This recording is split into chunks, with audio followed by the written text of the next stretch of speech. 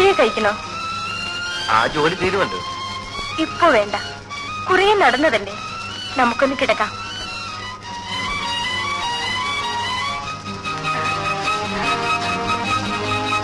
ഇവിടെ ആരും വരില്ല. നമുക്ക് ഈ രാത്രി മുഴുവൻ നമുക്കുറങ്ങണ്ട. എന്നെ ആദ്യം കണ്ടപ്പോൾ ഇഷ്ടമായോ?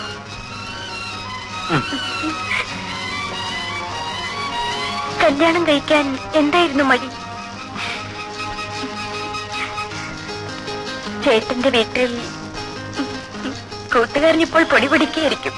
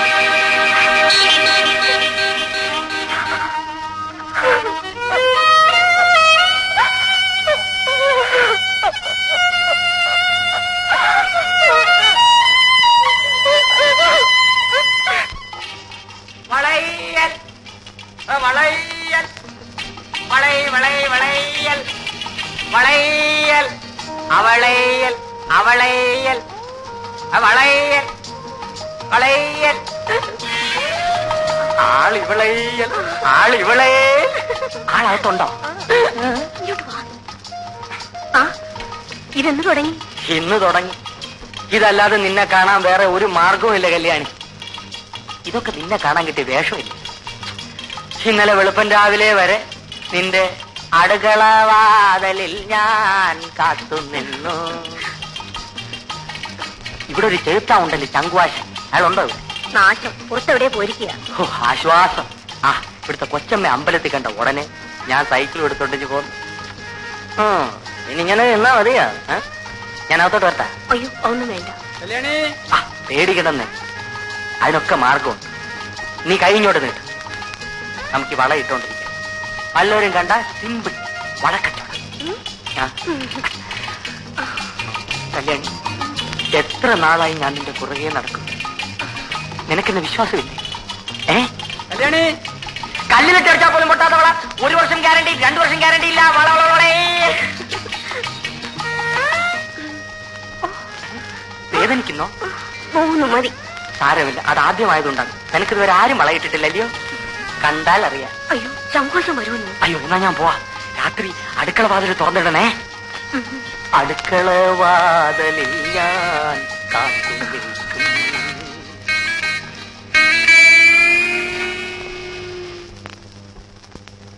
ഇന്ന് ഞാൻ വാതിൽ തുറക്കും.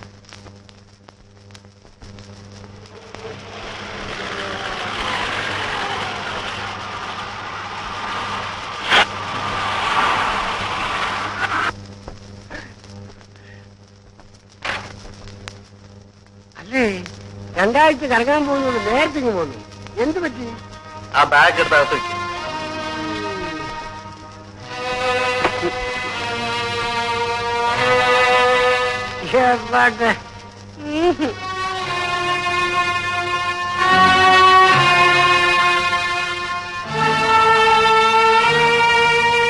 മധു, നിങ്ങൾ ദൂരെ എവിടെ പോകുന്നെന്ന് പറഞ്ഞിട്ട് പോയില്ലേ? പോയിട്ട് തിരിച്ചു പോന്നു. എന്താ മോളെ എന്നിട്ട് മുഖം വല്ലാതിരിക്കുന്നത്? എന്ത് പറ്റി? ഒന്നുമില്ല.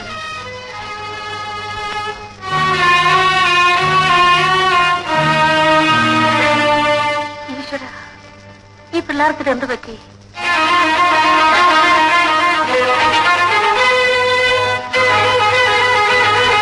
എന്താ ഇത്? ഞാൻ എന്റെ വീട്ടിൽ പോകുന്നു.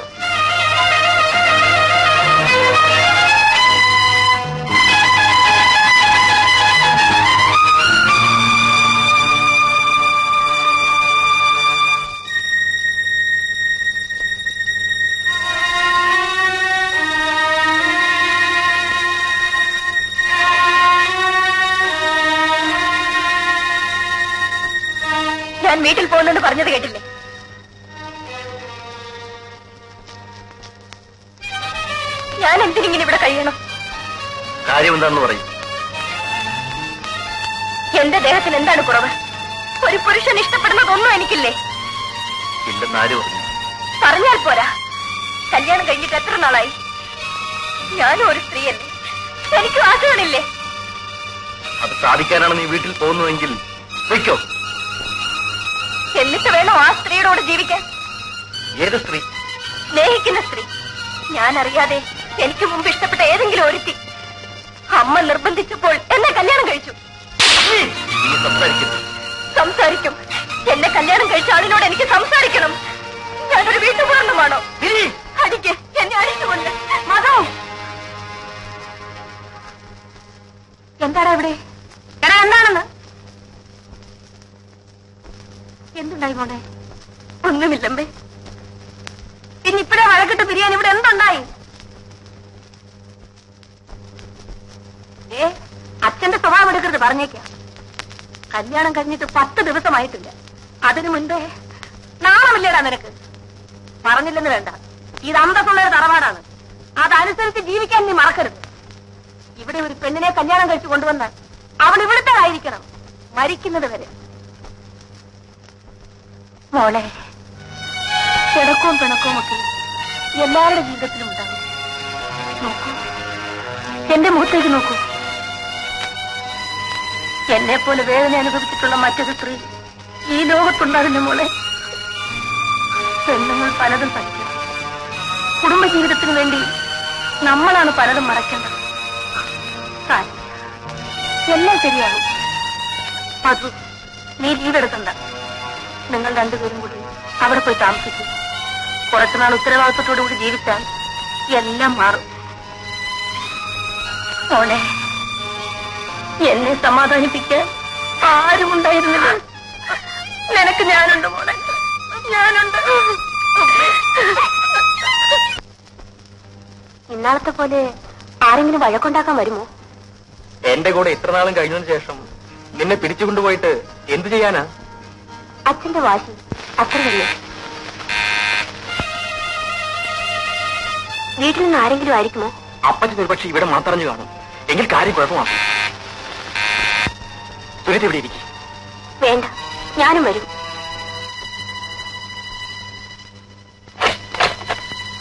നീയാണോ? ചതിച്ചല്ലോ പായ.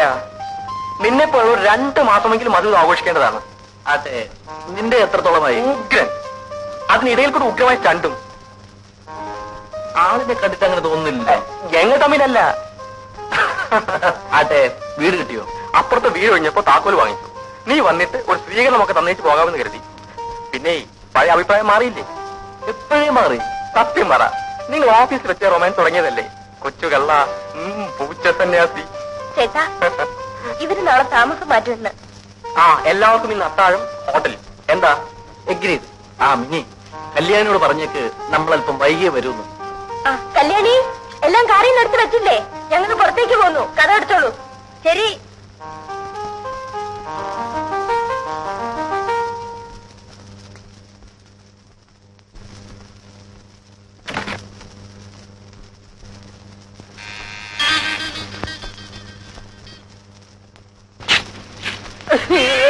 ഗോപാലൻ ചേട്ടൻ. ഗോപാലൻ ചേട്ടൻ. എന്നാലും കല്യാണി, നീ എന്നോട് ഈ കൊല ചതി ചെയ്തല്ലോ. എന്തു പറ്റി? എന്നോടൊരു വാക്ക് പോലും പറയാൻ നീ ഇങ്ങോട്ട് പോകുന്നില്ലേ? അതോ, എനിക്കറിയാമല്ലോ എന്നെ തിരക്കി ഇവിടെ എത്തുമെന്ന്. ആരെങ്കിലും കണ്ടോ? ഈ പ്രദേശത്ത് തന്നെ ആരും അറിയില്ലെന്ന്. അവരെങ്ങാനും വന്നോ? വാളിനടച്ചിരിക്കില്ലേ, ആര് വരാനാ?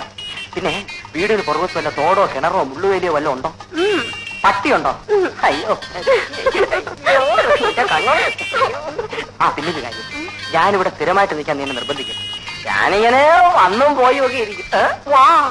ഇടട്ടാ കുട്ടി.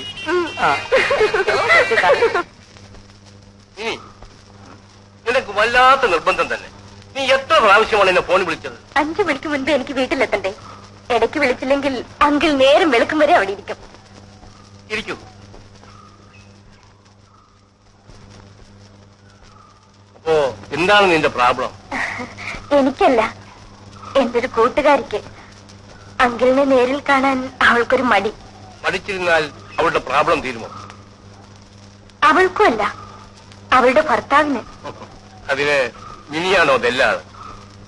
പുറത്തു പറയാനുള്ള വിഷമം കൊണ്ടാ. ശരി, പറയൂ, കേൾക്കട്ടെ. വിവാഹം കഴിഞ്ഞു കുറെ നാളായി. അയാൾക്ക് യാതൊരു താല്പര്യവുമില്ല. അവളോട് വെറുപ്പാണ്. നല്ല ഇഷ്ടത്തിലാണ് രണ്ടുപേരും.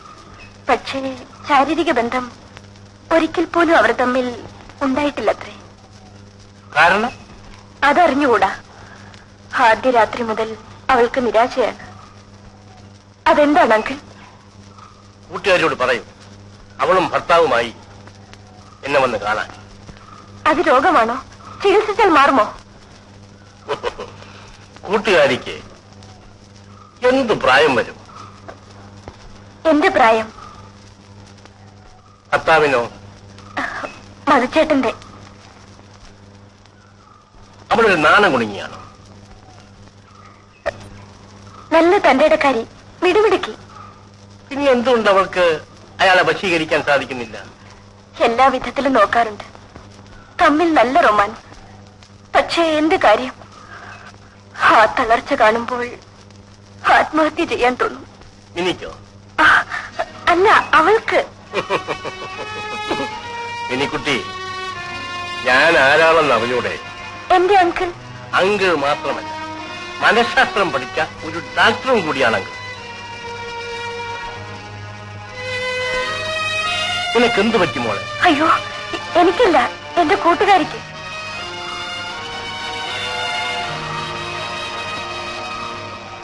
ഇനി എന്റെ മുമ്പിൽ നിൽക്കുന്ന ഒരാളുടെ നേരിയ ചലനത്തിന്റെ അർത്ഥം പോലും മനസ്സിലാക്കുവാൻ എനിക്ക് സാധിക്കും. തെൽമി, ആ കൂട്ടുകാരി നീ തന്നെയല്ലേ?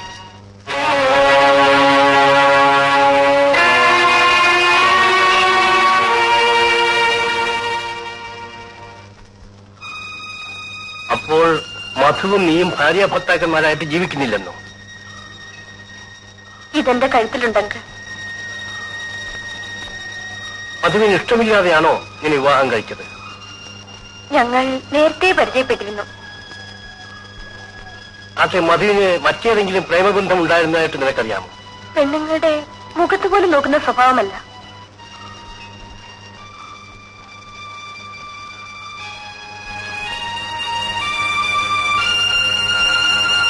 ഡു വൺ തിങ്, ഇക്കാര്യത്തെക്കുറിച്ച് തമ്മിൽ ഡിസ്കസ് ചെയ്യാതിരിക്കുക. കഴിയുന്നതും കൂടുതൽ ഇന്റിമസി കാണിക്കാൻ ശ്രമിക്കുക.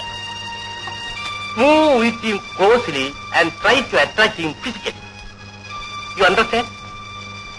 ഈ വീട്ടിൽ മറ്റാരുമില്ലല്ലോ. ഒരു പുരുഷനെ ഏതെല്ലാം വിധത്തിൽ ആകർഷിക്കാമോ അതൊക്കെ ചെയ്യുക. ഞാൻ പറഞ്ഞതിന്റെ അർത്ഥം നിനക്ക് മനസ്സിലായിരിക്കും. എന്നിട്ട് എങ്ങനെയുണ്ടെന്ന് എന്നെ ഒന്ന് അറിയിക്കുക. ഇതിന്റെ കാരണം എന്താണ് അങ്കിൾ? കാരണം കുട്ടിക്കാലം മുതൽ അമ്മയോടുകൂടെ തന്നെ വളർന്നതല്ലേ. ഈഡിപ്പസ് കോംപ്ലക്സ് ആകാം, അല്ലെങ്കിൽ ഷൈനസ്, അതുമല്ലെങ്കിൽ ആക്സിഡന്റ്, ലവ് അഫെയറിലുള്ള പരാജയം, ഇത്ര കാരണങ്ങളാകാം. നിനക്ക് ഞാൻ ഇതിനെ സംബന്ധിക്കുന്ന കുറെ പുസ്തകങ്ങൾ തരാം, നീ ഒന്ന് വായിച്ചു നോക്കാം. ഡോണ്ട് ബി ഡെസ്പറേറ്റ്, നിരാശപ്പെടാതെ മാറ്റിയെടുക്കാം. ആദ്യം ഞാൻ പറഞ്ഞു തന്നതെല്ലാം ചെയ്യും, എന്നിട്ട് വിവരം ഒന്ന് എന്നോട് പറ. ആ, സമയമായി. നിന്നെ ഞാൻ വീട്ടിൽ കൊണ്ടുവന്ന് വിടാം.